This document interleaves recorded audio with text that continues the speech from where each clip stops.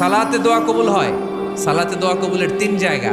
একটা হচ্ছে তাকবীরে তাহরিমার পরে আমরা সানা পড়ি না, আমরা তো একটা পড়ি। আল্লাহর হাবিব সুন্নাহ এবং নফল নামাজে আরো পড়তেন সানা, ওই দোয়া কবুল হয়। দুই নম্বর জায়গা সালাতে সেজদায় পড়ে দোয়া করলে কবুল হয়। আকরাবু মা ইয়াকুনুল আবদু মির রাব্বিহি ওয়া হুয়া সাজিদ ফাকসিরু ফীহি দুআ। বান্দা যখন সেজদায় লুটিয়ে পড়ে, বান্দা আল্লাহর সবচেয়ে কাছে চলে যায়। তা কিন্তু বিশ্বনবী বলে, সেজদাটা তোমার রবের কুদরতি পায়ের উপরে পড়েছে।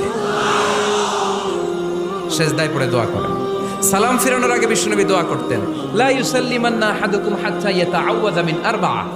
আল্লাহর হাবিব বললেন, চার জিনিস থেকে পানাহ না আছে আমার কোন উম্মত যেন সালাম না ফিরায়। তারা যেন পড়ে, আল্লাহুম্মা ইন্নী আউযু বিকা মিন আযাবিল কবর, আউযু বিকা মিন আযাবি জাহান্নাম, আউযু বিকা মিন ফিতনাতিল মাহইয়া ওয়াল মামাত, আউযু বিকা মিন ফিতনাতিল মাসিহিদ দাজ্জাল। আল্লাহ কবরের আযাব থেকে বাঁচাও, আল্লাহ জাহান্নামের আগুন থেকে বাঁচাও, আল্লাহ জীবন